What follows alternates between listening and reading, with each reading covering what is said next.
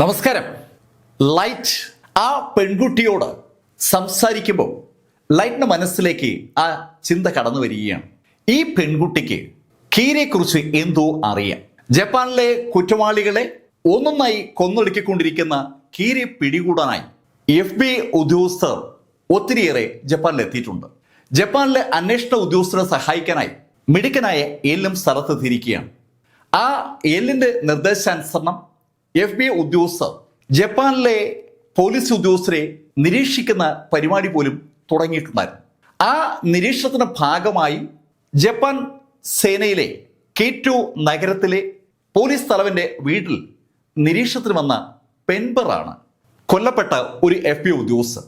ആ പെൻബറുടെ ഗേൾ ഫ്രണ്ടാണ് തന്റെ മുന്നിൽ നിൽക്കുന്നതെന്ന് കേട്ടപ്പോൾ ലൈറ്റിന് ലേശ ഒരു അസ്വസ്ഥത തോന്നി. ലൈറ്റ് അസ്വസ്ഥതയോടെ ആ പെൺകുട്ടി സംസാരിക്കുന്ന കാര്യം ശ്രദ്ധിച്ചപ്പോൾ ആ പെൺകുട്ടി കൗണ്ടറിലുള്ള ആളുകളോട് ഒരിക്കൽ കൂടി പറഞ്ഞു, അല്ല, എനിക്ക് കീര അന്വേഷണത്തിൽ ശരിക്കും പ്രധാനപ്പെട്ട ചില കാര്യങ്ങൾ സംഭാവന ചെയ്യാനുണ്ട്. അവൾ വീണ്ടും ആ വാചകം പറഞ്ഞതും ലൈറ്റ് ആ പെൺകുട്ടിയോട് പറഞ്ഞു, ഹലോ, എൻ്റെ അച്ഛനാണ് ഇവിടുത്തെ പോലീസിന്റെ തലവൻ. അദ്ദേഹം തിരിച്ചെത്താൻ അല്പസമയം എടുക്കുമെന്ന് നേരത്തെ ഞാൻ വിളിച്ചപ്പോൾ എന്നോട് പറഞ്ഞായിരുന്നു. നമുക്ക് വേണമെങ്കിൽ പുറത്തിരിക്കാം. അങ്ങനെ പറഞ്ഞുകൊണ്ട് ലൈറ്റ് പുറത്തേക്ക് നടന്നപ്പോൾ ലൈറ്റിനൊപ്പം ആ പെൺകുട്ടിയും പുറത്തേക്ക് നടന്നു.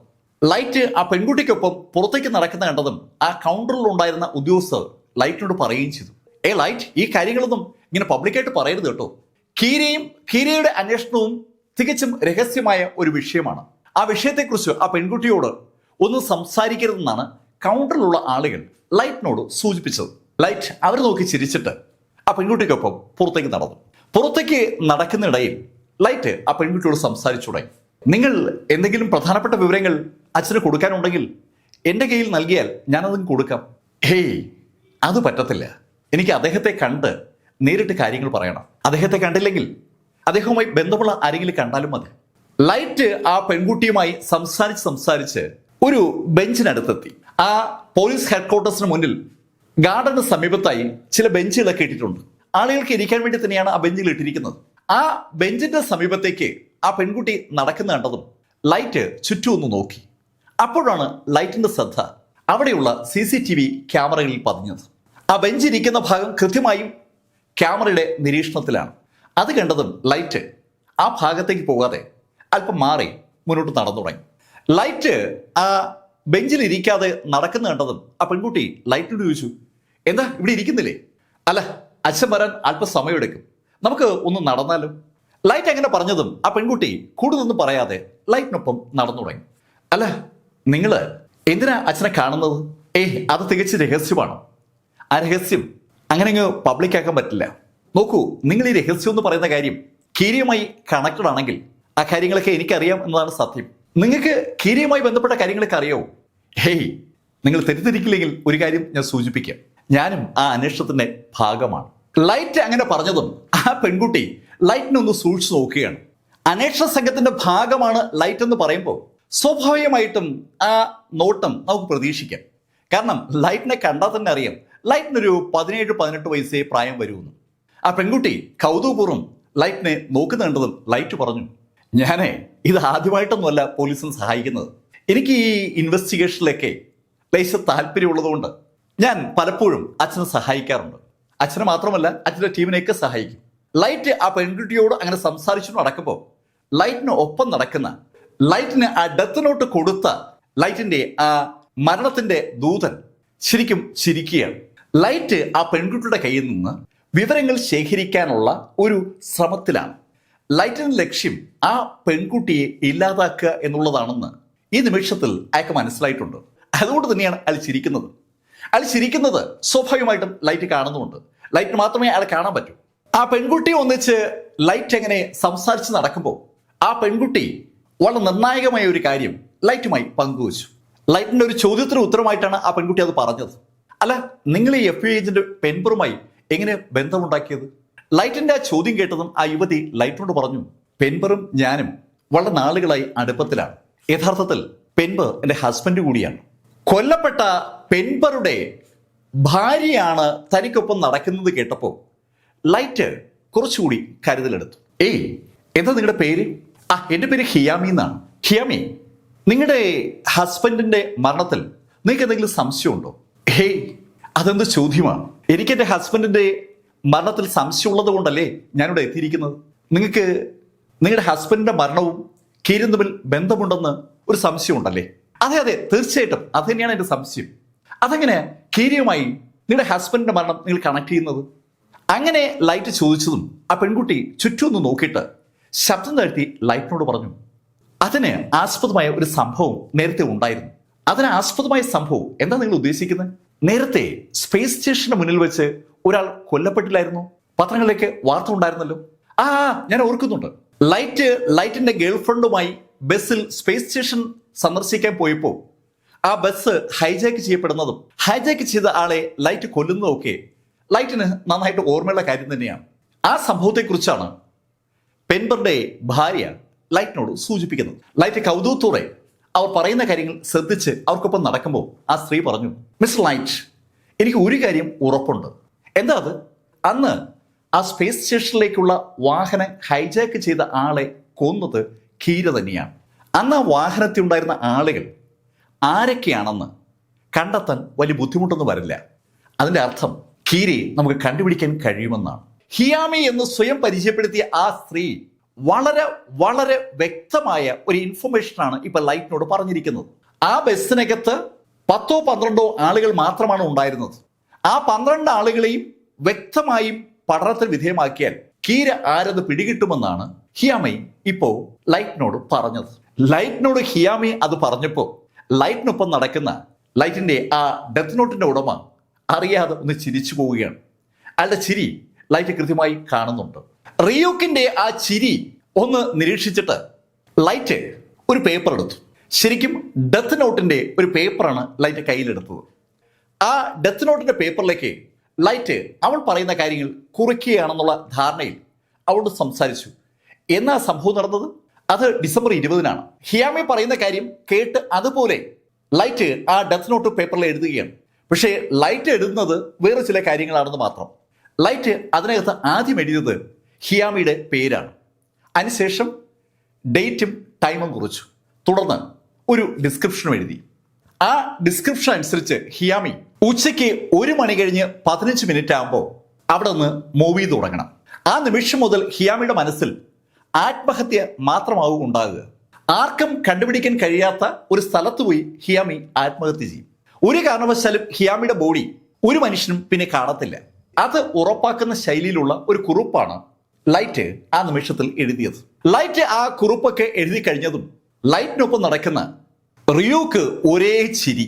റിയൂക്ക് ചിരിയോട് ചിരിയാണ്. റിയൂക്ക് ചിരിക്കുമ്പോൾ എന്തിനാ റിയൂക്ക് ചിരിക്കുന്നെന്ന് ചോദിക്കാൻ ലൈറ്റിന് പറ്റില്ല. കാരണം ലൈറ്റിനൊപ്പം ആ പെൺകുട്ടി കൂടി നടക്കുകയാണല്ലോ. ലൈറ്റ് റിയൂക്കിന്റെ ചിരിയുടെ അർത്ഥമാണ് ആലോചിക്കുന്നത്. ഞാൻ എഴുതിയതിൽ എന്തെങ്കിലും തെറ്റുപറ്റിയോ? ലൈറ്റിന്റെ മനസ്സിലേക്ക് ആ സംശയം ഇങ്ങനെ വരുമ്പോൾ സമയം ഇങ്ങനെ ഓടിപ്പോവുകയാണ്. ലൈറ്റും ഹിയാമിയും കൂടി അപ്പോഴും മുന്നോട്ട് നടക്കുകയാണ്. ഏകദേശം അവർ ആ പൂന്തോട്ടത്തിന് അറ്റത്ത് ഇപ്പോൾ നടന്നെത്തിക്കഴിഞ്ഞു.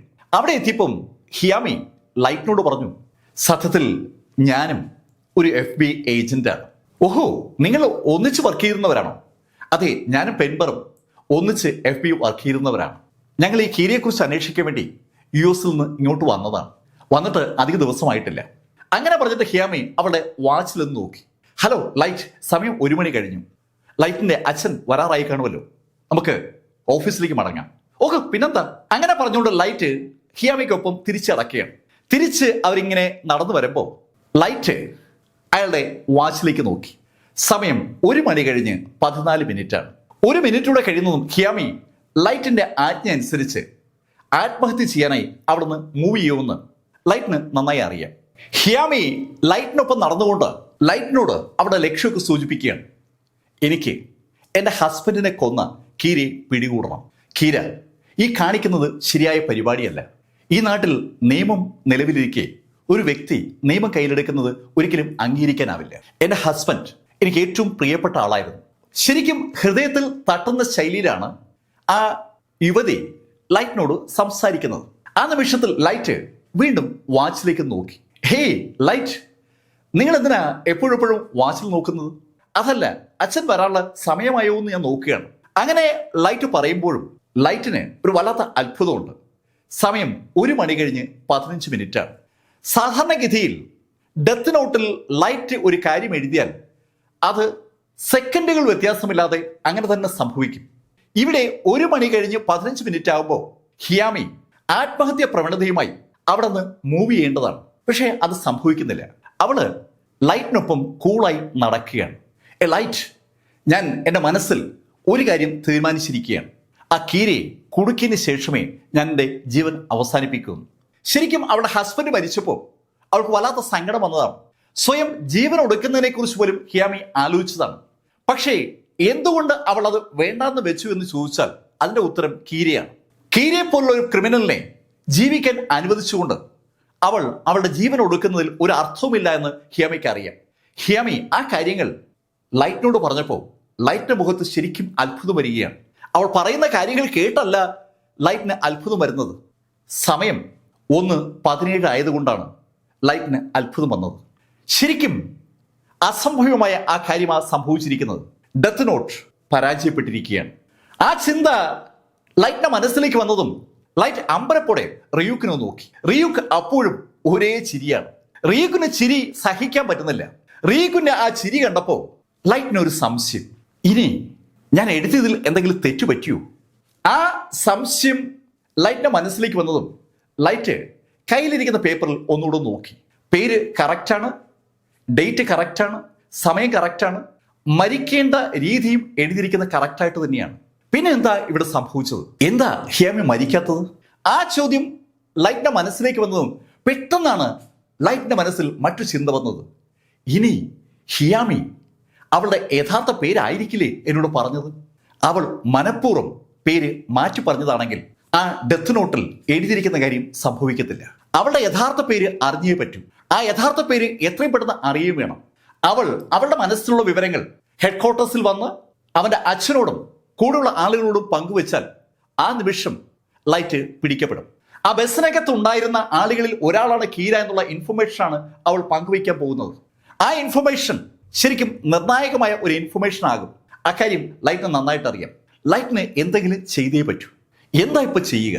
അവളുടെ യഥാർത്ഥ പേര് അറിഞ്ഞാൽ മാത്രമേ ലൈറ്റിന് അവളെ എന്തെങ്കിലും ചെയ്യാൻ പറ്റൂ. അവളുടെ യഥാർത്ഥ പേര് കണ്ടുപിടിച്ചേ പറ്റൂ. അവൾ പോലീസ് ഹെഡ് ക്വാർട്ടേഴ്സിനകത്ത് കയറും മുമ്പ് അത് ചെയ്യുകയും വേണം. ലൈറ്റ് ശരിക്കും ഒരു നിർണായകമായ പ്രതിസന്ധിയിൽപ്പെട്ടിരിക്കുകയാണ്. അത് മനസ്സിലാക്കിയ റിയൂക്ക് ലൈറ്റിനോട് പറഞ്ഞു, റേഷ്യോ, നമുക്ക് വേണമെങ്കിൽ ഇപ്പോൾ എക്സ്ചേഞ്ച് ചെയ്യാം. ലൈറ്റിന്റെ കയ്യിലിരിക്കുന്ന ആ പേപ്പറിൽ റിയൂക്കിന്റെ കണ്ണിലൂടെയാണ് നോക്കുന്നതെങ്കിൽ ആ നിമിഷത്തിൽ ആ പെൺകുട്ടിയുടെ യഥാർത്ഥ പേര് ലൈറ്റിന് തെളിഞ്ഞു കിട്ടും. പക്ഷെ അങ്ങനെ ലൈറ്റ് ചെയ്യുമ്പോൾ ലൈറ്റിന്റെ ആയുസ് പകുതിയായി കുറയും. ആ കാര്യം ലൈറ്റിനോട് നേരത്തെ തന്നെ റിയൂക്ക് പറഞ്ഞിട്ടുണ്ട്. റിയൂക്ക് ലൈറ്റിനെ രക്ഷിക്കാൻ വേണ്ടി ലൈറ്റിനോട് പറഞ്ഞു, ലൈറ്റ്, ഇനി 5 മിനിറ്റ് കൂടിയേ ഉള്ളൂ. ഈ 5 മിനിറ്റിനകത്ത് നിനക്ക് അവളുടെ പേര് കണ്ടുപിടിക്കാൻ പറ്റിയില്ലെങ്കിൽ പിന്നെ പറഞ്ഞിട്ട് കാര്യമില്ല. നിനക്ക് വേണമെങ്കിൽ ഇപ്പോൾ നിനക്ക് നിന്റെ ജീവിതത്തിന്റെ പകുതി ഒഴിവാക്കി ഈ പ്രശ്നത്തിൽ രക്ഷപ്പെടാം. അത് കേട്ടതും ലൈറ്റ് ആ യുവതി ശ്രദ്ധിക്കാത്ത ശൈലിയിൽ റിയൂക്കിനോട് പറഞ്ഞു, അത് വേണ്ട, ഞാൻ തന്നെ കണ്ടുപിടിക്കാം. ഇതേ സമയത്ത് ഹോട്ടൽ മുറിയിൽ ലൈറ്റിന്റെ അച്ഛനും കൂടെയുള്ള പോലീസ് ഉദ്യോഗസ്ഥരും എല്ലെന്ന് വിളിപ്പേരുള്ള ആ ആളിനെ അങ്ങനെ നോക്കിയിരിക്കുകയാണ്. ശരിക്കും ലൈറ്റിന്റെ പ്രായമുള്ള ഒരു കൊച്ചു പയ്യനാണ് എല്ല്. ശരിക്കും കസേരയിൽ ഇരുന്ന് കാല് താഴേക്ക് വെക്കുന്നതിന് പകരം കസേരയുടെ പുറത്ത് തന്നെ കാലെടുത്ത് വെച്ച് അങ്ങനെ ഒരു പ്രത്യേക ശൈലിയിലാണ് എല്ലിന്റെ ഇരിപ്പ്. ഈ സമയത്താണ് അവിടേക്ക് വട്ടാരി കടന്നു വരുന്നത്. വട്ടാരി ഒരു ബ്രീഫ് കേസുമായിട്ടാണ് എത്തിയത്. ആ സൂട്ട് കേസ് തുറന്ന് കുറെ ID കാർഡുകളാണ് വട്ടാരി പുറത്തേക്ക് എടുത്തത്. ആ ID കാർഡുകളിലേക്ക് അവിടെ ഇരിക്കുന്ന പോലീസ് ഉദ്യോഗസ്ഥരൊക്കെ നോക്കുന്ന കണ്ടതും എല്ല് അവരോട് പറഞ്ഞു, ഇത് നിങ്ങളുടെ പുതിയ ID ആണ്. നിങ്ങളുടെ യഥാർത്ഥ പേര് ഒരു കാരണവശാലും കീര അറിയാൻ പാടില്ല. നിങ്ങളുടെ പേര് ശരിയായി കീര അറിഞ്ഞാൽ അവന് നിങ്ങളെ കൊല്ലാൻ കഴിയുമെന്നാണ് ഇതുവരെയുള്ള നമ്മുടെ നിഗമനം. ആ നിഗമനം മാറാത്തിടത്തോളം കാലം യഥാർത്ഥ പേര് നമ്മളാരും ഉപയോഗിക്കാൻ പാടില്ല. ആ ID കാർഡുകൾ ആ ഉദ്യോഗസ്ഥന്മാർക്കൊക്കെ വിതരണം ചെയ്തതിനു ശേഷം വട്ടാരി എല്ലാവർക്കും ഓരോ ബെൽറ്റും കൂടി കൊടുത്തു. അല്ല, ഞങ്ങളുടെ കയ്യിൽ ബെൽറ്റ് ഉണ്ടല്ലോ. അതല്ല, ഇനി മുതൽ നിങ്ങൾ ഈ ബെൽറ്റാണ് ഉപയോഗിക്കേണ്ടത്. ഈ ബെൽറ്റിൽ ഒരു ട്രാൻസ്മിറ്റർ കൂടി ഘടിപ്പിച്ചിട്ടുണ്ട്. നിങ്ങൾ എവിടെയാണെന്ന് കൃത്യമായി ഇവിടെ ഇരുന്ന് നിരീക്ഷിക്കാൻ ഈ ബെൽറ്റിലൂടെ പറ്റും. ശരിക്കും അത്യന്താധുനികമെന്ന് വിളിക്കാൻ കഴിയുന്ന ടെക്നോളജികൾ അവിടെ എല്ല് ഇംപ്ലിമെന്റ് ചെയ്യുകയാണ്. അത് കേട്ടുന്ന ആ പോലീസ് ഉദ്യോഗസ്ഥരെല്ലാവരും പുതിയ ബെൽറ്റ് വാങ്ങിച്ച് ധരിച്ചു തുടങ്ങി. ആ ബെൽറ്റുകൾ എല്ലാവരും ധരിച്ചു കഴിഞ്ഞതും വട്ടാരി ആ ബെൽറ്റിലെ മറ്റു പ്രത്യേകതകളൊക്കെ അവർ പഠിപ്പിച്ചു. ഇതേ സമയത്ത് ഏതാണ്ട് പോലീസ് ആസ്ഥാനത്തിന് സമീപത്ത് റിയൂക്കും ലൈറ്റും ആ യുവതിയും എത്തിയിരിക്കുകയാണ്. ലൈറ്റിന്റെ മുന്നിൽ ഇനി വെറും 3 മിനിറ്റ് കൂടിയേ ഉള്ളൂ. ആ ഹെഡ്ക്വാർട്ടേഴ്സിന് മുന്നിലേക്ക് നടന്നെത്തുന്ന ആ യുവതിയുടെ അടുത്തേക്ക് വേഗം നടന്നെത്തിയ ലൈറ്റ് അവളോട് ചോദിച്ചു, അല്ല, ഇവിടെ ഈ ഹെഡ് ഓഫീസിൽ ഈ അന്വേഷണവുമായി ബന്ധപ്പെട്ട ആരും ഇല്ല എന്ന് കേൾക്കുമ്പോൾ അതിൽ ഒരു അസ്വാഭാവികത നിനക്ക് തോന്നുന്നില്ലേ? അതെ, എനിക്ക് തോന്നിയായിരുന്നു. എന്താ സംഭവം? അതിന് പിന്നിൽ ഒരു കാരണമുണ്ട്. ഇപ്പോൾ നമ്മുടെ അന്വേഷണം ശരിക്കും രഹസ്യമായിട്ടാണ്. അങ്ങനെ രഹസ്യമായി അന്വേഷിച്ചില്ലെങ്കിൽ നിങ്ങളുടെ ഹസ്ബൻഡിന് സംഭവിച്ച പോലെ ഈ ടീമിലെ ഓരോ ആളിനും അപകടം സംഭവിക്കും.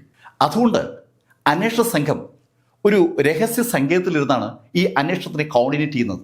ഞാൻ പറഞ്ഞതിൻ്റെ അർത്ഥം മനസ്സിലായോ? നിങ്ങൾക്ക് ഈ അന്വേഷണവുമായി ബന്ധപ്പെട്ട ആരെയും ഹെഡ്ക്വാർട്ടേഴ്സിൽ കാണാൻ കഴിയില്ല എന്നാണ് ഞാൻ പറഞ്ഞതിൻ്റെ അർത്ഥം. റേഷ്യോ ആ കാര്യങ്ങൾ പറഞ്ഞതും റിയൂക്ക് അറിയാതെ പറഞ്ഞു പോവുകയാണ്. ഇടാ കള്ള, നീ വളരെ മനോഹരമായി അവളെ പറഞ്ഞു പറ്റിക്കുകയാണല്ലോ. റിയൂക്ക് പറഞ്ഞ വാചകം ലൈറ്റ് കേട്ടെങ്കിലും ലൈറ്റ് ഒരു ഭാവമാറ്റം ഇല്ലാതെ ആ പെൺകുട്ടിയോട് പറഞ്ഞു, ഞാൻ ഇതൊക്കെ നിങ്ങളോട് പറയുന്നത് ഇപ്പോൾ ഒരു യാഥാർത്ഥ്യം നിങ്ങളോട് പറയാൻ വേണ്ടിയാണ്.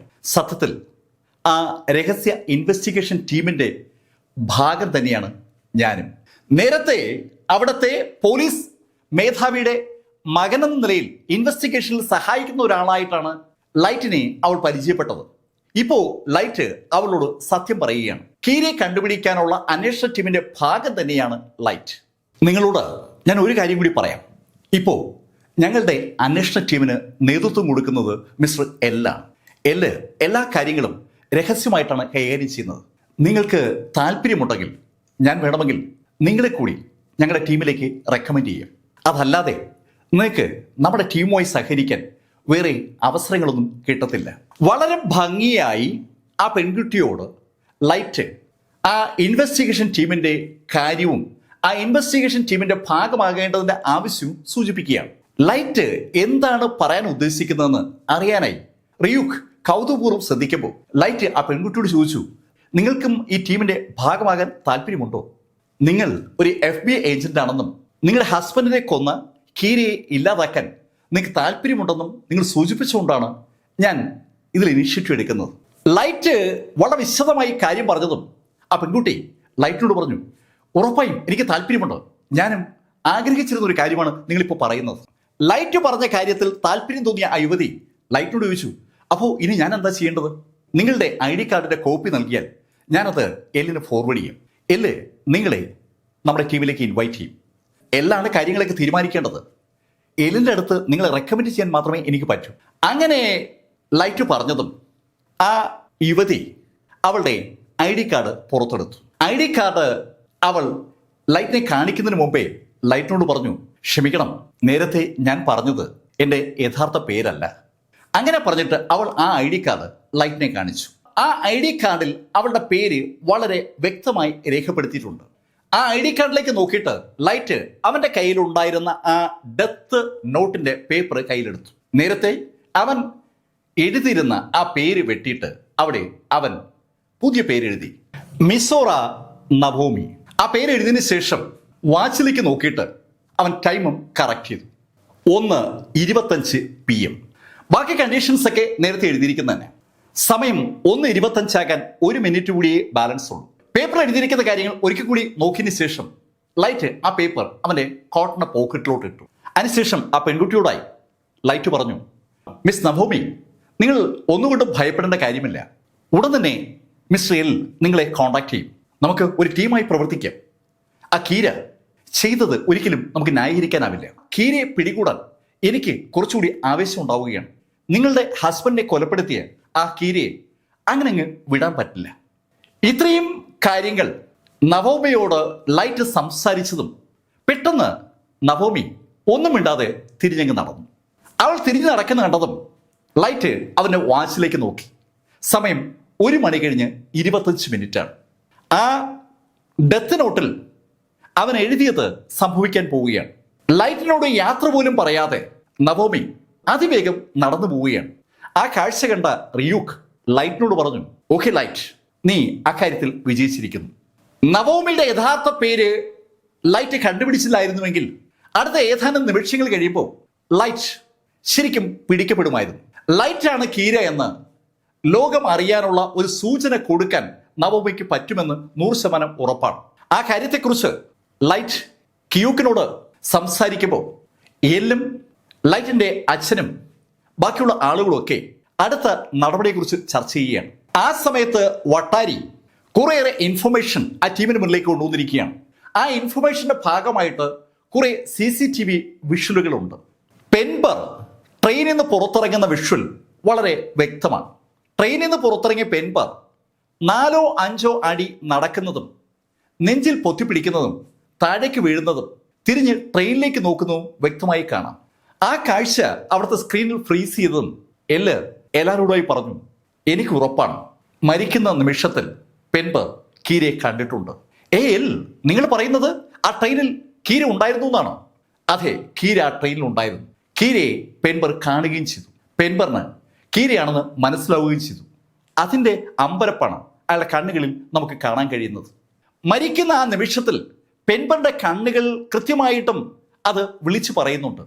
അവൻ കാണുന്നത് കീരയാണെന്ന്. ആ കീര അവനെ ശരിക്കും അത്ഭുതപ്പെടുത്തിയിരിക്കുകയാണ്. അവന് ശരിക്കും പരിചയമുള്ള ആരോ ഒരാളാണ് കീരയെന്ന് അവന്റെ കണ്ണുകൾ പറയാതെ പറയുകയാണ്. ആ വിഷ്വൽ വീണ്ടും വീണ്ടും സൂക്ഷ്മമായി പരിശോധിച്ച ലൈറ്റിന്റെ അച്ഛനോട് ചോദിച്ചു, മിസ് യാഗ്മി, ഈ മരണപ്പെട്ട 12 FBI ഓഫീസേഴ്സും എന്ത് ജോലിയാണ് ചെയ്തിരുന്നത് എന്നതിനെ കുറിച്ച് നിങ്ങൾക്ക് അറിയാമല്ലോ. യാഗമിയോടുള്ള എല്ലിന്റെ ചോദ്യം കേട്ടതും യാഗമി എല്ലിനോട് പറഞ്ഞു, അവർ നിരീക്ഷിക്കായിരുന്നു അറിയാം. യാഗമി, അവർ വേറെ ആരെയും അല്ല നിരീക്ഷിച്ചിരുന്നത്. അവർ നിരീക്ഷിച്ചിരുന്നത് ഈ അന്വേഷണ സംഘവുമായി ബന്ധപ്പെട്ട ആളുകളെയാണ്. നിങ്ങൾ എന്തായി പറയുന്നത്? അതെ യാഗമി, ശരിക്കും നമ്മുടെ അന്വേഷണ സംഘത്തിൽ നിന്ന് രഹസ്യങ്ങൾ കീരിലേക്ക് ചോരുന്നുണ്ടായിരുന്നു. അതുകൊണ്ട് അന്വേഷണ സംഘത്തിൽ ആർക്കെങ്കിലും കീരിയുമായി ബന്ധമുണ്ടോ എന്നറിയാൻ FBI ഉദ്യോഗസ്ഥരെ നമ്മൾ നിയോഗിച്ചത്. പക്ഷേ ആ 12 FBI ഉദ്യോഗസ്ഥരെയും കീര ഇല്ലാതാക്കിയിരിക്കുകയാണ്. ആ 12 ഉദ്യോഗസ്ഥരും ഇല്ലാതാക്കണമെങ്കിൽ കീരയ്ക്ക് ആ 12 പേരുടെയും പേരുകളും അറിയണം, ആ 12 പേരുടെ മുഖവും അറിയണം. അത് രണ്ടും കീര എങ്ങനെ സംഘടിപ്പിച്ചു എന്നുള്ളത് ശരിക്കും അത്ഭുതപ്പെടുത്തുന്ന ഒരു കാര്യമാണ്. ആ കാര്യം വ്യക്തമാകണമെങ്കിൽ നമ്മൾ ഒരിക്കൽ കൂടി നിരീക്ഷണം ശക്തമാക്കേണ്ടിയിരിക്കുന്നു. ഞാനിപ്പോൾ മറ്റു ഉദ്യോഗസ്ഥരെയൊക്കെ ഒഴിവാക്കിയിട്ട് 2 വീടുകളുടെ നിരീക്ഷണം പ്രാധാന്യമുള്ളതാണെന്ന് കണ്ടെത്തിയിരിക്കുകയാണ്. നിങ്ങൾ പറഞ്ഞു വരുന്നത്? അതെ യാഗമി, നിങ്ങളുടെ വീടും നിങ്ങളുടെ ഡെപ്യൂട്ടിയുടെ വീടും എന്തായാലും 24 മണിക്കൂറും നമ്മൾ നിരീക്ഷിക്കേണ്ടിയിരിക്കുന്നു. നിങ്ങൾക്കും നിങ്ങളുടെ വൈഫിനും മകനും മകൾക്കും ഈ കീരിയുമായി ബന്ധമില്ല എന്ന് തന്നെയാണ് എൻ്റെ വിശ്വാസം. പക്ഷെ ആ വിശ്വാസം ഉറപ്പിക്കാൻ നമുക്ക് കുറെ കൂടി തെളിവുകൾ വേണം. അതുപോലെ ഡെപ്യൂട്ടിയുടെ വീടും നിരീക്ഷിക്കേണ്ടിയിരിക്കുന്നു. ഡെപ്യൂട്ടിക്ക് കീരിയുമായി ബന്ധമുണ്ടെന്നല്ല ഞാൻ സൂചിപ്പിക്കുന്നത്. ഡെപ്യൂട്ടിയുടെ കുടുംബത്തിൽ ആർക്കെങ്കിലും കീരിയുമായി ബന്ധമുണ്ടോ എന്ന് എനിക്ക് അറിയണ്ടേ? എല്ലാം ചോദിക്കുന്നത് വളരെ നിർണായകമായ ചോദ്യമാണ്. ഏറ്റവും പ്രാധാന്യമുള്ള വിവരങ്ങളാണ് കീരയ്ക്ക് ചോർന്നു കിട്ടിയിരിക്കുന്നത്. ആ വിവരങ്ങൾ ഈ പോലീസ് അന്വേഷണ സംഘത്തിന്റെ തലപ്പത്തുള്ള 2 ആളുകൾക്ക് മാത്രം അറിയാവുന്നതാണ്. അവരുമായി കണക്ഷൻ ഉള്ള ആരോ ആണ് സ്വാഭാവികമായും കീരയ്ക്ക് വിവരങ്ങൾ കൊടുത്തിരിക്കുന്നത്. അത് കണ്ടെത്തണമെങ്കിൽ അവരുടെ വീട് നിരീക്ഷണത്തിന് വിധേയമാക്കണം. ആ കാര്യം പറഞ്ഞതും യാഗമി എല്ലിനോട് പറഞ്ഞു, ഓക്കെ എന്നാ പിന്നെ അങ്ങനെ ആവട്ടെ. മിസ് യാഗമി, അങ്ങനെ ആകട്ടെ എന്ന് പറയുമ്പോൾ അവിടെ ഒരു വിഷയമുണ്ട്. നമ്മൾ നിങ്ങളുടെ വീട്ടിൽ നിരീക്ഷണ ക്യാമറകൾ സ്ഥാപിക്കാൻ പോവുകയാണ്. നിരീക്ഷണ ക്യാമറകൾ എല്ലാ സ്ഥലത്തും സ്ഥാപിക്കും. ഓക്കെ സാരമില്ല, എല്ലായിടത്തും സ്ഥാപിച്ചു. എനിക്കറിയാം എൻ്റെ ഭാര്യയും മകളും വീട്ടിലുള്ള കാര്യം. അവരുടെ സ്വകാര്യ ദൃശ്യങ്ങൾ സ്വാഭാവികമായും നിരീക്ഷണത്തിന് വിധേയമാകുമെന്നും എനിക്കറിയാം. പക്ഷേ ഇവിടെ അതൊന്നും അല്ല വിഷയം. നമ്മുടെ ഈ ഗവൺമെന്റിനെ മുൾമുനയിൽ നിർത്തുന്ന കീരയെ പിടികൂടുക എന്നുള്ളതാണ് നമ്മുടെ ലക്ഷ്യം. അതിന് കുറച്ച് കാര്യങ്ങൾ സഹിക്കാൻ ഞാൻ ഒരുക്കമാണ്. യാഗമി അക്കാര്യം തീർത്തു പറഞ്ഞതും വട്ടാരിക്ക് നിർദ്ദേശം കൊടുത്തു, മിസ്റ്റർ വട്ടാരി ബാക്കി കാര്യങ്ങൾ കംപ്ലീറ്റ് ചെയ്യും. അന്ന് വൈകുന്നേരം കിയൂക്കുമായിട്ട് ലൈറ്റ് വീട്ടിലെത്തി. ലൈറ്റ് വീട്ടിനകത്തേക്ക് വന്നു. അമ്മയും സഹോദരിക്ക് വിഷയതിന് ശേഷം അവന്റെ മുറിയിലേക്ക് നടക്കുകയാണ്. ലൈറ്റിന്റെ മുറിയിലേക്കുള്ള വാതിൽ തുറന്ന് അകത്തേക്ക് കടന്നു. അകത്തേക്ക് കിടന്ന ലൈറ്റിനോടായി കിയൂക്കു ചോദിച്ചു, ലൈറ്റ്, എൻ്റെ ആപ്പിൾ എവിടെ? ആപ്പിൾ ഇല്ലെങ്കിൽ എനിക്ക് ജീവിക്കാൻ പറ്റില്ല. കിയൂക്കിന് അയാളുടെ ജീവൻ നിലനിർത്തണമെങ്കിൽ ആപ്പിള് കൂടിയേ തീരും. ആപ്പിളാണ് കിയൂക്കിന്റെ അടിസ്ഥാന ആഹാരം എന്ന് പറയുന്നത്. കിയൂക്കിന്റെ ചോദ്യം കേട്ടിട്ടും ഒരു അക്ഷരം പോലും മിണ്ടാതെ ലൈറ്റ് വെറുതെ മുറിക്കകത്തൂടെ നടക്കുകയാണ്. ലൈറ്റ് മുറിക്കകത്തൂടെ നടക്കുന്നത് എല്ലിനൊപ്പമുള്ള അന്വേഷണ സംഘവും കൃത്യമായി സ്ക്രീനിൽ കാണുകയാണ്. യാഗമയുടെ വീട്ടിൽ തലങ്ങും വിലങ്ങും ക്യാമറകൾ വെച്ചിരിക്കുകയാണ്. ആ ക്യാമറകൾ വഴി ഒത്തിരിയേറെ വിഷ്വലുകളാണ് അവിടെ വന്നുകൊണ്ടിരിക്കുന്നത്. ആ വിഷ്വലുകൾ അവർ നോക്കിക്കൊണ്ടിരിക്കുമ്പോഴാണ് ലൈറ്റ് അയാളുടെ മുറിയിലേക്ക് വരുന്നത് അവർ കാണുന്നത്. ലൈറ്റിലേക്കായി എല്ലാവരുടെയും ശ്രദ്ധ. ലൈറ്റ് ആ മുറിയിൽ ഒന്ന് ചുമ്മങ്ങനെ നടന്നു. ലൈറ്റ് എന്തോ ആലോചിക്കുകയാണെന്ന് തോന്നിയപ്പോൾ കിയൂക്കും ലൈറ്റിന്റെ പുറകെ നടക്കുകയാണ്. കിയൂക്ക് ലൈറ്റിനോട് പിന്നെയും പറയുകയാണ്, ലൈറ്റ്, എനിക്ക് ആപ്പിളുതാ. ലൈറ്റിനോട് വീണ്ടും വീണ്ടും കിയൂക്ക് അങ്ങനെ പറഞ്ഞതും ലൈറ്റ് ഒന്നും മിണ്ടാതെ മുറിന്ന് പുറത്തേക്ക് ഇറങ്ങി. ലൈറ്റ് മുറിന്ന് പുറത്തിറങ്ങുന്ന കണ്ടതും കിയൂക്കും മുറിന്ന് പുറത്തിറങ്ങി ലൈറ്റ് രണ്ടാം നിലയിൽ നിന്ന് താഴെ ഡൈനിങ് ഹാളിലേക്ക് വന്നു. അവിടെ അവന്റെ അമ്മയും സഹോദരിയൊക്കെ ഉണ്ട്. ലൈറ്റ്, നീ എങ്ങോട്ട് പോകുന്നു? അമ്മ, ഞാൻ ഒന്ന് നടന്നിട്ട് വരാം. അങ്ങനെ പറഞ്ഞിട്ട് ലൈറ്റ് വീണ്ടും പുറത്തേക്ക് ഇറങ്ങി. ലൈറ്റിനൊപ്പം കിയൂക്കുമുണ്ട്. അല്പദൂരം നടന്നതും കിയൂക്ക് ലൈറ്റിനോട് ചോദിച്ചു, ലൈറ്റ്, എന്തെങ്കിലും പ്രശ്നമുണ്ടോ? കിയൂക്ക് എന്നെ വീണ്ടും നിരീക്ഷിക്കുകയാണ്. പെൺപാർ ലൈറ്റിനെ നിരീക്ഷിച്ചിരുന്ന കാര്യം കിയൂക്കിന് നന്നായിട്ട് അറിയാം. ഇതാ വീണ്ടും ലൈറ്റ് നിരീക്ഷണത്തിൽപ്പെട്ടിരിക്കുകയാണ്. ലൈറ്റ്, നിനക്കതെങ്ങനെ മനസ്സിലായി? കിയൂക്ക്, അതൊക്കെ എനിക്കറിയാം. അങ്ങനെ ലൈറ്റ് കിയൂക്കിനോട് സംസാരിക്കുന്ന അതേ നിമിഷത്തിൽ എല്ലും യാഗമയും മറ്റുള്ള ആളുകളും ഇരിക്കുന്ന ആ മുറിയിൽ ആ വിഷയം തന്നെയാണ് അവർ ചർച്ച ചെയ്യുന്നത്. മിസ്റ്റർ ചീഫ്, അങ്ങയുടെ മകൻ എന്തോ രഹസ്യങ്ങൾ ഒളിപ്പിക്കുന്നുണ്ട്. ആ വാതിലിൽ ഒരു പേപ്പർ വെച്ചിരുന്നത് അങ്ങ് കണ്ടില്ലേ? അതെ, ഞാനത് കണ്ടായിരുന്നു. ആരെങ്കിലും വാതിൽ മിസ് റേഷ്യൂ ഇല്ലാത്ത സമയത്ത് തുറക്കുകയാണെങ്കിൽ അത് അറിയാൻ വേണ്ടിയാണ് ആ പേപ്പർ വെച്ചിരുന്നത്. എന്തിനാ മിസ് റേഷ്യൂ അങ്ങനെ ഒരു പേപ്പർ വെക്കുന്നത്? ആ മുറിയിലേക്ക് ആരെങ്കിലും വരുന്നുണ്ടോ എന്ന് അറിയാൻ വേണ്ടിയല്ലേ? ആ മുറിയിലേക്ക് ആര് വന്നാലും റേഷ്യൂക്ക് എന്താ? റേഷ്യൂ എന്തൊക്കെയോ രഹസ്യം ഒളിപ്പിക്കുന്നുണ്ടല്ലേ ആ പേപ്പർ അവിടെ വെച്ചിരുന്നത്. ആ മുറിക്കുള്ളിലേക്ക് ക്യാമറ വയ്ക്കാനായി ആളുകൾ കയറിയപ്പോൾ ആ വാതിലിനിടയിൽ നിന്ന് ഒരു പേപ്പർ ഇളകി താഴെ വീണിരുന്നു. താഴെ വീണ പേപ്പർ അവരെടുത്ത് തിരിച്ച് വാതിലിടയിൽ വെക്കുകയും ചെയ്തിരുന്നു. ആരെങ്കിലും അകത്തേക്ക് കയറുമ്പോൾ വാതിൽ തുറന്നാലുടൻ പേപ്പർ താഴെ വീഴത്തക്ക ശൈലിയിലാണ് ആ പേപ്പർ ലൈറ്റ് വെച്ചിരുന്നത്. ലൈറ്റിനെ തെറ്റിദ്ധരിപ്പിക്കാൻ വേണ്ടി ആ പേപ്പർ അവർ തിരിച്ചങ്ങ് വെക്കുകയായിരുന്നു. ആ വിഷയം അവിടെ അങ്ങനെ സംസാരിക്കുമ്പോൾ കിയൂക്കിനോടായി ലൈറ്റ് പറഞ്ഞു, ഞാൻ നമ്മുടെ മുറിയുടെ അടുത്തെത്തിയപ്പോൾ ആ മുറിയുടെ പിടി ഞാൻ ശ്രദ്ധിച്ചിരുന്നു. സാധാരണഗതിയിൽ വാതിലടയ്ക്കുമ്പോൾ പിടി ഞാൻ ലേശം ഒന്ന് താഴ്ത്തി വെക്കും, ഏതാനും മില്ലിമീറ്റർ താഴ്ത്തി വെക്കും. ഇന്ന് ഞാൻ മുറിയുടെ അടുത്ത് വരുമ്പോൾ ആ പിടി സ്ട്രെയിറ്റ് ആയിട്ട് ഇരിക്കുകയാണ്. എന്ന് പറഞ്ഞാൽ നമ്മൾ ആ മുറിയിൽ നിന്ന് ഇറങ്ങിയതിന് ശേഷം ആ പിടിയിൽ ആരോ തൊട്ടുവെന്നാണ്. രണ്ടാമതൊരു കാര്യം ഞാൻ ചെയ്തിരുന്നത്, നമ്മുടെ വാതിലിൻ്റെ വിജാഗിരിയുടെ തൊട്ടു മുകളിലായി ചെറിയൊരു പെൻസിൽ കഷ്ണം ഞാൻ വെച്ചിരുന്നു. ആ വാതിൽ ആര് തുറന്നാലും ആ പെൻസിൽ കഷ്ണം പൊടിയും. ഞാനത് കണ്ടു. നമ്മൾ വെച്ചിരുന്ന പെൻസിൽ കഷ്ണം പൊടിഞ്ഞിട്ടുണ്ടായിരുന്നു. എന്ന് പറഞ്ഞാൽ ആ വാതിൽ തുറന്നു എന്നാണ്. അകത്ത് ഞാൻ മറ്റൊരു കാര്യം കൂടി കണ്ടു. ഞാൻ വാതിലിനിടയിൽ ഒരു പേപ്പർ വെക്കാറുണ്ടായിരുന്നു. ആ പേപ്പർ വെക്കുന്ന സ്ഥലം എനിക്ക് കൃത്യമായിട്ട് അറിയാം. വാതിൽ തുറന്ന ആള് പേപ്പർ താഴെ വീഴുന്ന കണ്ടപ്പോൾ ആ പേപ്പർ എടുത്ത് വീണ്ടും ആ വാതിലിന് ഇടയിലേക്ക് വെച്ചു. അവിടെയാണ് എനിക്ക് സംശയം വന്നത്. എൻ്റെ അമ്മയോ സഹോദരിയോ അച്ഛനോ വാതിൽ തുറക്കുകയാണെങ്കിൽ ഉറപ്പായും ഇതൊക്കെ സംഭവിക്കും. പേപ്പർ താഴെ വീഴുകയും ചെയ്യും. പക്ഷെ ഒരു കാരണവശാലും അവരാരും ആ പേപ്പർ എടുത്ത് തിരിച്ചു വെക്കത്തില്ല. അവർക്ക് അത് തിരിച്ചു വെക്കേണ്ട ആവശ്യകത തോന്നില്ല എന്നുള്ളതാണ് സത്യം. ആ പേപ്പർ തിരിച്ചു വെച്ചതെന്ന അർത്ഥം നമ്മുടെ മുറിയിലേക്ക് കടന്നത് നമ്മൾ നിരീക്ഷിക്കാനുള്ള ആളുകളാണെന്നാണ്. ലൈറ്റ് വളരെ വ്യക്തമായി അവൻ്റെ മനസ്സിൽ രൂപപ്പെട്ട കാര്യങ്ങൾ റിയൂക്കിനോട് പറഞ്ഞപ്പോൾ റിയൂക്ക് ലൈറ്റിനോട് പറഞ്ഞു, ലൈറ്റ്, അതൊക്കെ ശരി തന്നെ, പക്ഷെ എനിക്ക് ആപ്പിൾ വേണം. റിയൂക്ക്, ഞാൻ ആപ്പിൾ തരാം. ആപ്പിൾ തരണമെങ്കിൽ റിയൂക്ക് എന്നെ ഒന്ന് സഹായിക്കണം. ലൈറ്റ്, ഇത് ശരിയല്ല. റിയൂക്ക് എന്തു പറഞ്ഞാലും ശരി, ഞാൻ ആപ്പിൾ തരണമെങ്കിൽ റിയൂക്ക് എന്നെ സഹായിച്ചേ പറ്റൂ. റേഷ്യൂ പറ, ഞാൻ എങ്ങനെയാ സഹായിക്കേണ്ടത്? റിയൂക്ക്, നമ്മുടെ മുറിയിൽ ഉറപ്പായും ക്യാമറയും മൈക്രോഫോണും ഒക്കെ കാണും. അത് എവിടേക്കാണ് ഇരിക്കുന്നതെന്ന് കൃത്യമായി കണ്ടുപിടിച്ചാൽ ആ ക്യാമറ എത്താത്ത ഒരു സ്ഥലത്ത് നമുക്ക് സ്വാഭാവികമായിട്ടും കാര്യങ്ങൾ ചെയ്യാൻ പറ്റും. റിയൂക്കിന് ഞാൻ ആപ്പിൾ നൽകുമ്പോൾ റിയൂക്ക് കഴിക്കുന്നത് ആരും കാണില്ലെങ്കിലും ഞാൻ ആപ്പിൾ എടുത്ത് ഉയർത്തുന്നത് സ്വാഭാവികമായിട്ട് ക്യാമറയെ പതിയും. ആ ആപ്പിൾ വായുവിൽ അപ്രത്യക്ഷമാകുന്ന രംഗം ക്യാമറയിലൂടെ ആരെങ്കിലും നോട്ട് ചെയ്താൽ അവിടെ ഒരു സംശയം ഉണ്ടാകും. ആ സംശയം നമ്മളായി ഉണ്ടാക്കാൻ പാടില്ല. റിയൂക്കിന് ലൈറ്റ് ഒരു ആപ്പിൾ കൊടുക്കുമ്പോൾ സ്വാഭാവികമായിട്ടും ആ ആപ്പിൾ കയ്യിൽ വാങ്ങുന്ന റിയൂക്ക് അത് കഴിക്കും. അത് കഴിക്കുമ്പോൾ ആ വിഷ്വൽ ഒപ്പിയെടുക്കുന്ന ക്യാമറയിൽ കിട്ടുക ഒരു ആപ്പിൾ പതുക്കെ പതുക്കെ അങ്ങ് തീരുന്നതാണ്. അങ്ങനെ ശൂന്യതയിൽ ഒരു ആപ്പിൾ തീരുന്ന രംഗം ആര് കണ്ടാലും അവിടെ ഒരു സംശയം ഉണ്ടാകുമെന്നുള്ള കാര്യത്തിൽ ഒരു സംശയവുമില്ല. അക്കാര്യം ലൈറ്റ് റിയൂക്കിനോട് പറഞ്ഞപ്പോൾ റിയൂക്കിനും അത് ബോധ്യമായി. റിയൂക്കും ലൈറ്റും കൂടി നടന്നെത്തിയത് ഒരു ഡിപ്പാർട്ട്മെന്റ് സ്റ്റോറിലാണ്. ഡിപ്പാർട്ട്മെന്റ് സ്റ്റോറിനകത്തേക്ക് കയറിയ ലൈറ്റ് കുറച്ച് ആപ്പിളൊക്കെ വാങ്ങിച്ച് അവിടെ നിന്ന് പുറത്തിറങ്ങി. നടക്കുമ്പോൾ റിയൂക്കിനോടായി വീണ്ടും ലൈറ്റ് പറഞ്ഞു, റിയൂക്ക്, ഇത് കണ്ട, നല്ല ആപ്പിളാണ് ഞാൻ വാങ്ങിച്ചിരിക്കുന്നത്. ഇത് കിട്ടണമെങ്കിൽ ഞാൻ പറഞ്ഞത് ചെയ്തേ പറ്റൂ. റിയൂക്കിനോട് ലൈറ്റ് അങ്ങനെ പറഞ്ഞതും റിയൂക്ക് ലൈറ്റോട് ചോദിച്ചു, ലൈറ്റ്, ആരായിരിക്കാം നിന്റെ മുറിയിൽ ക്യാമറ വെച്ചത്? ഹേയ് റിയൂക്ക്, അതൊരു ചോദ്യമാണോ? ഉറപ്പായും എല്ലായിരിക്കും. എല്ല് നമ്മൾ വിചാരിക്കും പോലെ അത്ര സിമ്പിൾ കക്ഷിയല്ല. അയാളൊരു സമർത്ഥനാണ്. അവര് അങ്ങനെ സംസാരിച്ചുകൊണ്ട് വീട്ടിൽ മടങ്ങിയെത്തി. മുറിയുടെ മുന്നിലെത്തിയപ്പോൾ ലൈറ്റ് പറഞ്ഞ കാര്യങ്ങൾ റിയൂക്ക് ഒരിക്കൽ കൂടി ശ്രദ്ധിച്ചു. റിയൂക്ക് നോക്കി നിൽക്കേ ലൈറ്റ് ആ വിജാഗിരിയുടെ ഭാഗത്തുനിന്ന് ഒരു പെൻസിൽ പുറത്തെടുത്തു. ഒരു ലെഡ് പെൻസിൽ. ആ ലെഡ് പെൻസിൽ പുറത്തെടുത്ത് ലൈറ്റ് ആ പെൻസിൽ അയാളുടെ പോക്കറ്റിലോട്ട് ഇട്ടു.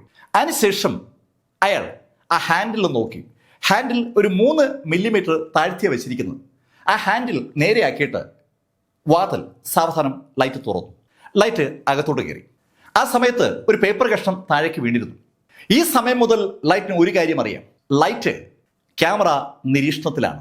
ലൈറ്റും റിയൂക്കും അകത്തേക്ക് കടന്നതും ലൈറ്റ് നേരെ വന്ന് അവൻ്റെ സ്റ്റഡി ടേബിളിൻ്റെ മുന്നിലിരിക്കുകയാണ്. സ്റ്റഡി ടേബിളിൻ്റെ മുന്നിലിരുന്ന ലൈറ്റ് അവൻ്റെ പാഠപുസ്തകം തുറന്ന് നോട്ടിൽ കാര്യങ്ങളൊക്കെ കുറിച്ചു തുടങ്ങുകയാണ്. ശരിക്കും ഒരു സീരിയസ് പഠനം അവിടെ നടക്കുകയാണ്. ശരിക്കും ലൈറ്റ് വളരെ സീരിയസ് ആയി പഠിക്കുകയാണെന്ന് ആ വിഷ്വൽ വീക്ഷിച്ചുകൊണ്ടിരിക്കുന്ന സകലർക്കും ഉറപ്പാണ്. എല്ല് കൗതുകപൂർവ്വം ലൈറ്റിനെ തന്നെ അങ്ങനെ നോക്കിയിരിക്കുകയാണ്. ലൈറ്റും എല്ലും ഏതാണ്ട് സമപ്രായക്കാരാണ്. അതുകൊണ്ട് തന്നെ ലൈറ്റിന്റെ ഓരോ പ്രവൃത്തിയും എല്ലിനെ ശരിക്കും രസിപ്പിക്കുന്നുണ്ട്. ഈ സമയത്ത് റിയൂക്ക് ആ മുറിയിൽ ഓരോ സ്ഥലങ്ങളായി അരിച്ചു പറക്കുകയാണ്. ഇടയ്ക്കിടയ്ക്ക് റിയൂക്ക് പറയുന്നുണ്ട്, ഹേയ് ലൈറ്റ്, കൊള്ളാം കേട്ടോ, AC-ക്കകത്താ ക്യാമറ വെച്ചിരിക്കുന്നത്. ലൈറ്റ്, ബുക്ക് ഷെൽഫിലാണല്ലോ ക്യാമറ വെച്ചിരിക്കുന്നത്. ലൈറ്റ്, നോക്ക്, ഈ ട്യൂബ് ലൈറ്റിന് മുകളിലാണ് ക്യാമറ വെച്ചിരിക്കുന്നത്. അങ്ങനെ റിയൂക്ക് ഓരോ സ്ഥലത്തും അയാൾ കണ്ട ക്യാമറയെക്കുറിച്ച് ലൈറ്റിനോട് സൂചിപ്പിച്ചുകൊണ്ടിരിക്കുകയാണ്. കുറെ നേരത്തെ ശ്രമത്തിന് ശേഷം റിയൂക്ക് ലൈറ്റിനോട് പറഞ്ഞു, ലൈറ്റ്, ഞാൻ ആകെ തളർന്നു കേട്ടോ. ഇപ്പോൾ 64 ക്യാമറയെ ഞാൻ കണ്ടുപിടിച്ചിരിക്കുന്നത്. ആ മുറിക്കുള്ളിൽ വളരെ ചെറിയ 64 ക്യാമറകൾ സ്ഥാപിച്ചിരിക്കുന്നു എന്ന് കേട്ടപ്പോൾ ശരിക്കും ഒരു അത്ഭുതം ലൈറ്റിനും അതുപോലെ റിയൂക്കിനും ഉണ്ട്. ആ മുറിയിലുള്ള 64 ക്യാമറകൾ ഒരു കാര്യം വ്യക്തമാക്കുകയാണ്. എല്ലിന് ലൈറ്റിനെ സംശയമുണ്ട്. അല്ലെങ്കിൽ ഇത്ര ഏറെ ക്യാമറകൾ അവിടെ സ്ഥാപിക്കേണ്ട ഒരു കാര്യവുമില്ല. റിയൂക്ക് പറയുന്ന കാര്യങ്ങളൊക്കെ കൃത്യമായി കേൾക്കുന്ന ലൈറ്റ് പക്ഷേ ഒരക്ഷരം പോലും മറുപടി പറയുന്നില്ല. ക്യാമറകൾ എവിടേക്ക് ഉണ്ട് എന്ന് കണ്ടുപിടിച്ചിട്ടും ലൈറ്റ് മറുപടി പറയുന്നില്ല എന്ന് മനസ്സിലാക്കിയ റിയൂക്ക് ലൈറ്റിനോട് പറഞ്ഞു, ലൈറ്റ്, ഇവിടെ മൈക്രോഫോൺ ഉണ്ടെന്ന് നീ സംശയിക്കുന്നുണ്ടല്ലേ? സംശയിക്കേണ്ട, മൈക്രോഫോൺ ഉണ്ട്. റിയൂക്ക് പറയുന്നത് ഒഴികെയുള്ള ഏത് ശബ്ദവും അതുപോലെ ഒപ്പിയെടുക്കാൻ മൈക്രോഫോണുകൾ ഒരുപാട് വെച്ചിട്ടുണ്ടെന്നാണ് റിയൂക്ക് സൂചിപ്പിച്ചത്. മൈക്രോഫോണുകൾ വഴി ശബ്ദവും ക്യാമറകൾ വഴി വിഷ്വലും 24 മണിക്കൂറും അവിടെ നിന്ന് പൊയ്ക്കൊണ്ടിരിക്കുകയാണ്. താൻ 24 മണിക്കൂറും നിരീക്ഷണത്തിലാണ്. ഈ നിരീക്ഷണത്തിന് ഒരു അറുതി വരുത്തേണ്ടിയിരിക്കുന്നു. അതിന് എന്താണ് ചെയ്യാൻ കഴിയുക? ആ ചിന്ത ലൈറ്റിന്റെ മനസ്സിലേക്ക് വന്നതും ലൈറ്റ് എണീറ്റ് കമ്പ്യൂട്ടറിന്റെ മുന്നിലേക്ക് വന്നു.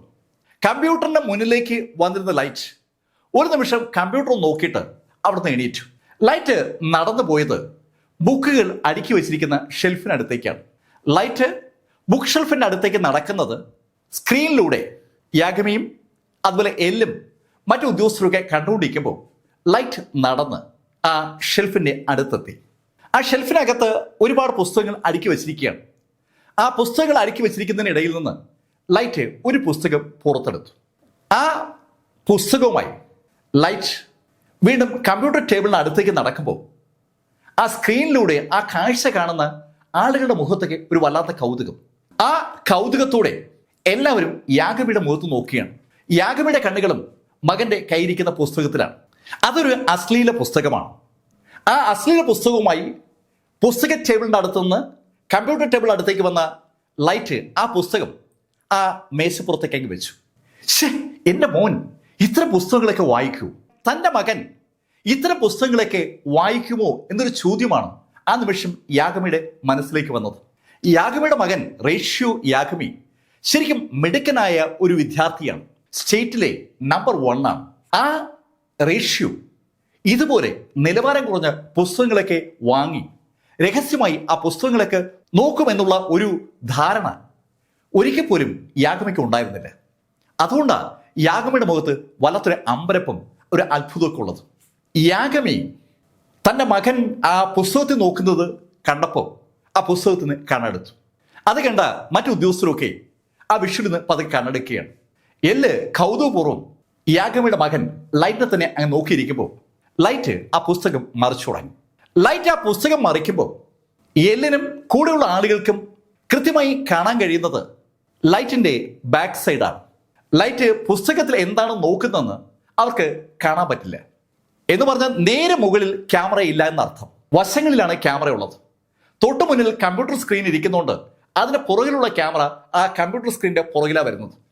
കമ്പ്യൂട്ടർ സ്ക്രീനിലേക്ക് പുറകിൽ നിന്ന് ക്യാമറയുണ്ട്. കമ്പ്യൂട്ടറിൽ എന്ത് ഓൺ ചെയ്താലും അത് ആ ക്യാമറ വഴി എല്ലാം അറിയും. പക്ഷെ കമ്പ്യൂട്ടറിന്റെ മുന്നിൽ വെക്കുന്ന പുസ്തകത്തിനകത്ത് എന്താണ് ഉള്ളതെന്ന് അറിയണമെങ്കിൽ അവർ ക്യാമറ അവിടേക്ക് സൂം ചെയ്യണം. അതിനുള്ള ക്യാമറ അവിടെ ഘടിപ്പിച്ചിട്ടില്ല. ആ അശ്ലീല ബുക്കിൽ തുണിയുള്ളതും തുണിയില്ലാത്തതുമായ ഒരുപാട് സ്ത്രീകളുടെ പടങ്ങളൊക്കെ ഉണ്ട്. ആ പടങ്ങൾ ഒന്നൊന്നായി ലൈറ്റ് ഇങ്ങനെ മറിക്കുകയാണ്. പടം മറിച്ചു വരുന്നതിനിടയിൽ ഒരു പടത്തിനടുത്തെത്തിയപ്പോൾ ലൈറ്റ് പടം മറിക്കുന്നത് നിർത്തി.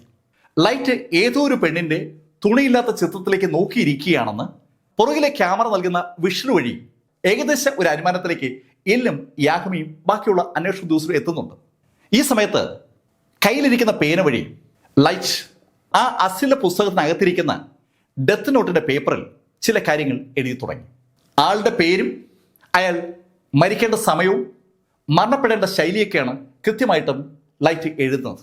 ആ പേജ് മറിച്ച് ലൈറ്റ് പിന്നെയും ഒരു ഡെത്ത് നോട്ട് പേപ്പർ കണ്ടു. ആ പേപ്പറിൽ ലൈറ്റ് വേറൊരാളുടെ പേരും അയാൾ മരിക്കേണ്ട സമയവും രീതികളൊക്കെ എഴുതുകയാണ്.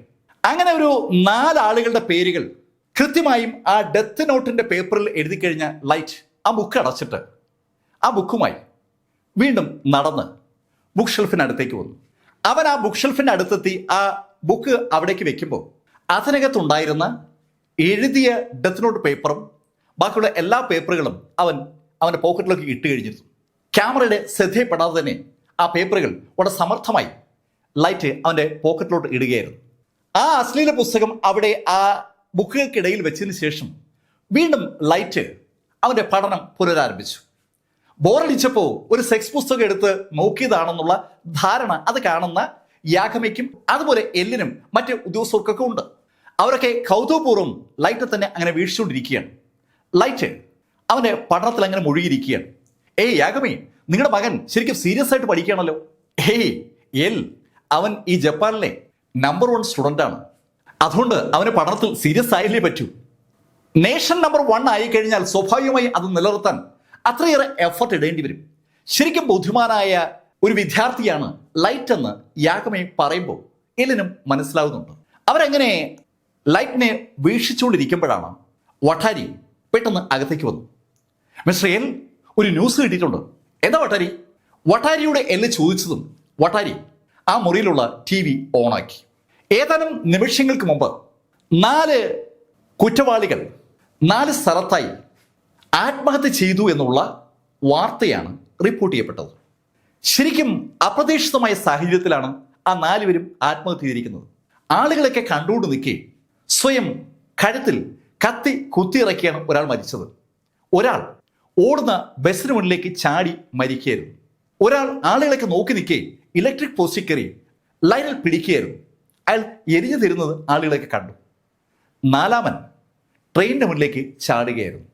4 സാഹചര്യങ്ങൾ, 4 കുറ്റവാളികൾ ഏതാനും നിമിഷം മുമ്പ് മരണത്തെ സ്വയം വരിച്ചിരിക്കുകയാണ്. ശരിക്കും ഒരു അമ്പരപ്പ് ആ വാർത്ത എല്ലിനും ഉണ്ടാക്കി. എല്ലിന് ലൈറ്റിൽ ഒരു സംശയം ഉണ്ടായിരുന്നു. കാരണം ലൈറ്റിനെ നിരീക്ഷിച്ച പെൻബറും കൊല്ലപ്പെട്ട FBI ഉദ്യോഗസ്ഥരിൽ ഒരാളായിരുന്നു. FBI ഉദ്യോഗസ്ഥർ നിരീക്ഷിച്ചിരുന്ന ആരെങ്കിലും ആകും കീരി എന്നുള്ളൊരു തോന്നൽ എല്ലിന് ഉണ്ടായിരുന്നത് കൊണ്ടാണ് എല്ല് ലൈറ്റിനെ ഇത്ര സൂക്ഷ്മമായി നിരീക്ഷിച്ചത്. പക്ഷെ ഇപ്പോൾ ഇതാ അയാൾ ആ കാര്യം തിരിച്ചറിയുകയാണ്. അവർ ലൈറ്റിനെ തന്നെ കണ്ടുകൊണ്ടിരിക്കുമ്പോഴാണ് കുറ്റവാളികൾ മരണത്തെ വരിച്ചിരിക്കുന്നത്. ലൈറ്റിന് ആ മരണവുമായി ബന്ധമില്ല എന്ന് 100% ഉറപ്പിക്കാൻ പറ്റും. കാരണം ആ 4 പേരുടെയും ഇൻഫർമേഷൻ പുറത്തു വന്നത് ഏതാനും മണിക്കൂറുകൾക്ക് മുമ്പാണ്. ആ ഇൻഫർമേഷൻ റിലീസ് ചെയ്ത നിമിഷം മുതൽ ലൈറ്റ് അവരുടെ നിരീക്ഷണത്തിലാണ്. ലൈറ്റ് അവരെ കൊല്ലാൻ വേണ്ടി എന്തെങ്കിലും ചെയ്യുന്നതായി അവരാരും തന്നെ കണ്ടിട്ടില്ല. അതുകൊണ്ട് തന്നെ ലൈറ്റ് അല്ല കീര എന്ന് ഏതാണ്ട് ഉറപ്പായി. യാഗമി എല്ലിനോട് ചോദിച്ചു, ഏയ് മിസ്റ്റർ എൽ, ഇപ്പോൾ നിങ്ങളുടെ അഭിപ്രായം എന്താണ്? എൻ്റെ മകനെ ഇനിയും സംശയിക്കണോ? ഹേയ്, എനിക്ക് നിങ്ങളുടെ മകനെ സംശയമൊന്നും ഉണ്ടായിരുന്നില്ല. പക്ഷേ എല്ലാവരും നിരീക്ഷിക്കണമല്ലോ, അതുകൊണ്ട് മാത്രമാണ് ലൈറ്റിനെ ഞാൻ നിരീക്ഷിക്കാൻ ഏർപ്പാടാക്കിയത്. ഇപ്പോൾ എനിക്ക് ഏതാണ്ട് 99% ഉറപ്പാണ് ലൈറ്റ് അല്ല കീര. പക്ഷെ എന്നാലും 1% സംശയം ഇപ്പോഴും എനിക്ക് ബാക്കിയുണ്ട്. ഡെത്ത് നോട്ടിന്റെ കഥയുടെ ഈ ഭാഗം ഞാനിവിടെ അവസാനിപ്പിക്കുകയാണ്. അടുത്ത ദിവസം ഒരു വലിയ എപ്പിസോഡുമായിട്ട് മടങ്ങി വരാം എന്ന് പറഞ്ഞുകൊണ്ട് നിങ്ങൾക്ക് എല്ലാവർക്കും ഒരു ശുഭദിനം ആശംസിക്കുന്നു. ഇതുവരെ ഡെത്ത് നോട്ടിന്റെ കഥ എം ലൈഫിൽ നിന്ന് നിങ്ങളോട് പറഞ്ഞത് BS ചന്ദ്രമോഹൻ. കമന്റിൽ ചെയ്യുക. Thank you.